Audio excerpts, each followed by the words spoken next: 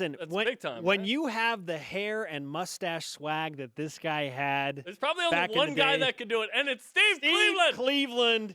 Representing the UCI back in the day, sent us these pictures yesterday. Coach, that's hard to beat, my friend. The juxtaposition was fun right there. That was amazing. You did bring this up a few weeks ago. So, I got 3 boxes from my mother after my father passed. I had never opened them. It's been 40 years. And there was a variety of photos and memorabilia from elementary school to college. And so we kind of had a fun time at Christmas looking at some of these things. So when you brought that up, I thought, I've got a picture. Yes. That was amazing. The mustache is one thing. The flow on the back, yeah, that wouldn't have worked You had at some BYU. sweet flow. No. You were an anteater? I wasn't an anteater.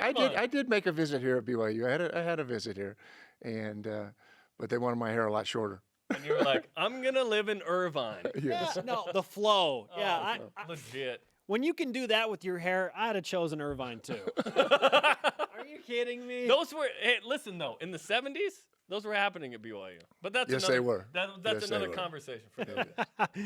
Okay, so again, I don't pity you. You just raised the bar Oh, a there we lot go. right there. You bring the swag into Studio B. Our Twitter question today dealing with LJ Rose. Some unfortunate news for sure for BYU and Dave Rose. Losing a guy that we've spent a lot of time on this show with you talking about his leadership capability. And he was, until yesterday, the only active senior on the roster. Where will this have the greatest impact on BYU basketball, losing LJ Rose? His leadership's not going to go away. That number one. I mean, he's going to be there in the locker room. He'll be on the bench. That's not going to go away.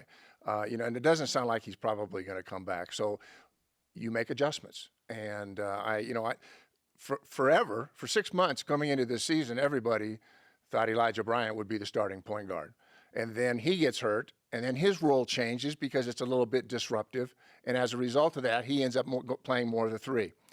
I like this lineup. I don't like the fact that LJ's not playing because it hurts depth, it hurts leadership.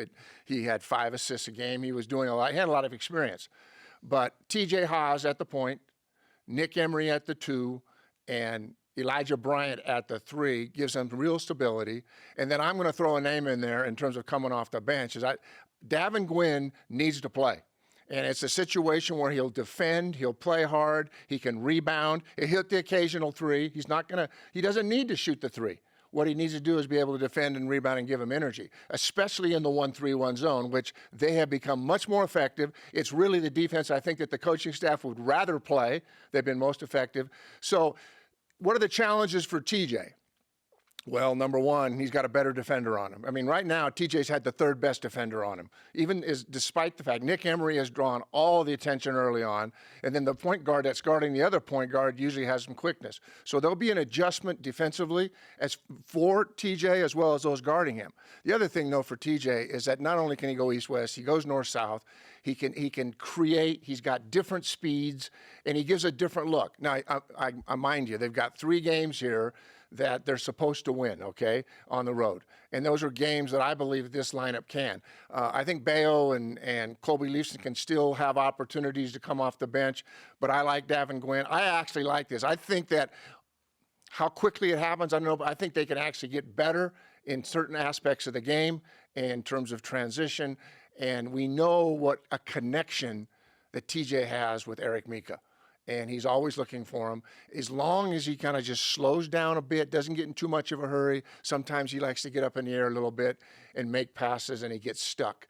But I saw this kind of all along, not LJ getting hurt, but I always have felt that this would be the lineup that would be the most efficient offensively and defensively, and the leadership will still come. That's not going to go away. So let's hope he gets better soon. There's a lot to kind of break down and follow up on what you just said there. So let's start with this. So 26 minutes per game for LJ Rose. How do you think those minutes will be distributed? Well, number one, TJ and Nick, they're already playing 29, 30, 31 minutes, all right? But Elijah Bryant is going to take more. He's going to play more minutes in this game.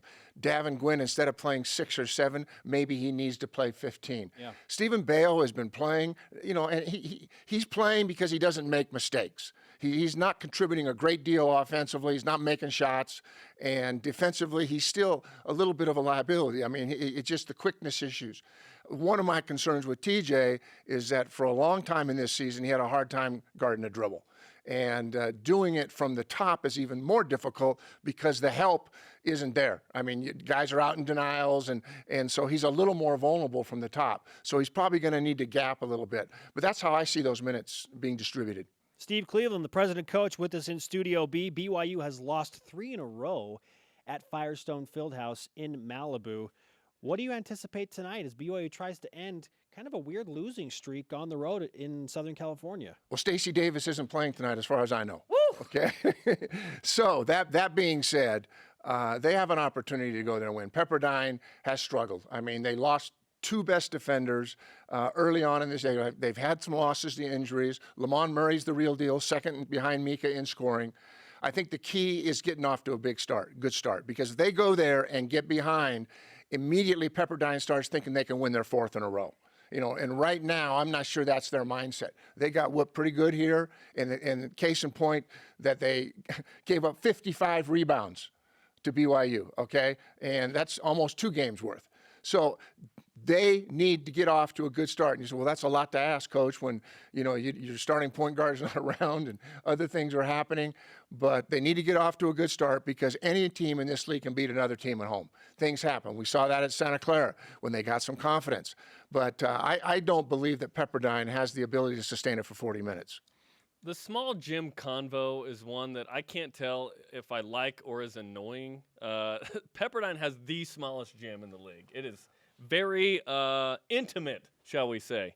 Does that play into anything with these guys when they go on the road? Because for some reason, BYU struggled on the road this year, and last year BYU was 6-6 overall, 2-3 in league. Does that have anything to do with anything? You know, I always used to think that small gyms, especially for younger players making the transition from high school, it feels a lot like high school where they made baskets. Mm-hmm. Now, you know, I think Pepperdine had more to do than the small gym did, okay? Right. I mean, we can look at that, but I do believe that sometimes when shooters, you look at Nick Emery when he goes to San Francisco and look at his numbers there, and you look at shooting percentages when they go into smaller gyms. I think you have to give a lot more credit to the team. But I like the fact that sometimes young players, a Colby Leafson, a Stephen Bayo, a Davin Gwynn, a TJ Hawes, all of a sudden feel like, man, this feels like high school, you know, and there's not that depth perception that when you get in big arenas, sometimes it's hard to learn how to shoot. And that's why sometimes when you go to state tournaments, they go to a big university or an NBA arena, and the scores are 10, 15, 20% less because nobody can make a shot. Mm-hmm. And so I think it can be a positive. Let's look at it that way. There you go. Fantastic stuff, as always, from Steve Cleveland, the former BYU coach, always bringing it in Studio B. We'll look for more Gwyn sanity. That's what we're calling Davin tonight. in the 1-3-1. In Malibu, in the 1-3-1. Well, and I think that 1-3-1 is important. I think it's an important piece down the road. They can use it and have confidence in it. They're more confident in that than anything else they do defensively, so go with it. And depending on how teams attack it, stay with it. Sometimes teams start picking it, they got to go back to man, but keep using it. It seems to be really effective. Coach, always gracious with your time. Thanks so much. You bet.